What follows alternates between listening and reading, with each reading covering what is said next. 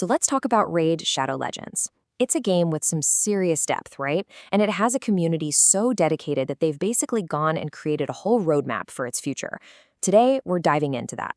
This isn't just a list of complaints, it's a real blueprint for modernizing the game, built from the ground up by its most passionate players. Let's get into it. I think this is the one thing every single Raid player gets.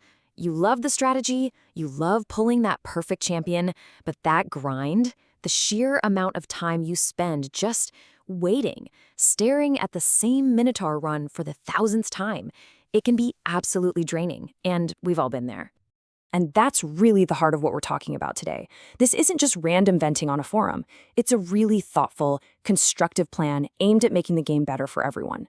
It's about respecting players' time and making sure Raid has a healthy future for years to come. Okay, so let's kick things off with the most obvious stuff, the daily grind.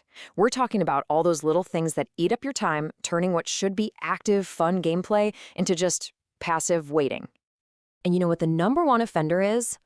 Battle speed. For a game that is built on farming, running the same dungeon over and over and over again, being stuck at a 2x speed cap feels like a massive artificial wall. It's a barrier that feels like it's only there to waste your time. And here's the thing, the solution isn't some crazy new technology. The game already has an ultra-fast battle feature for things like the Hydra Clan boss, so why not just use that same tech for dungeons? We're not asking them to invent something new, just to apply what's already there to the parts of the game where we need it the most. It's pretty much an industry standard at this point. And then there's artifact leveling. You know the drill. You finish a big farming session, and then you have to spend the next 20 minutes just clicking and clicking and clicking to upgrade your new gear. It's so tedious that it's probably the number one reason people download third-party tools like RSL Helper. And look how simple the fix would be. Instead of clicking hundreds of times to level up a few pieces, imagine this. You select the 5 artifacts you want to level, you pick your target level, you hit go, and you're done. That one change alone would give players back thousands of hours. Now, I know what you might be thinking. Hey, but we have background farming.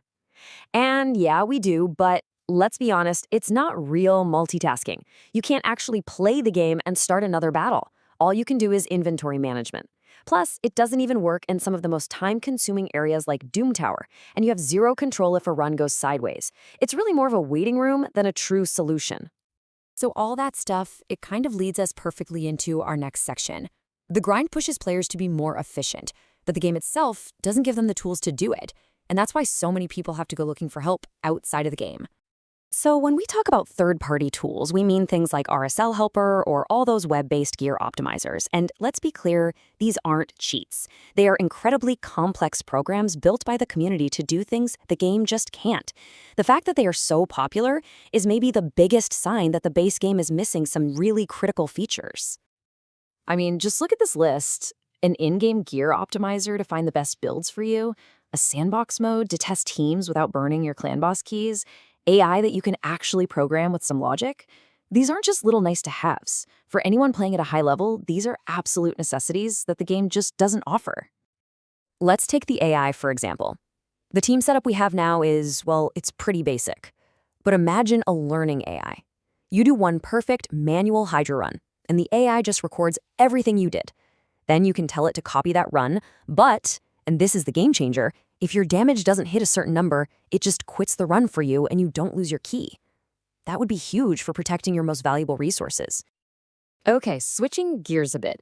Beyond just the gameplay loops, the game's whole economy is really showing its age. For a lot of veteran players, entire chunks of the game have just become completely pointless from an economic standpoint.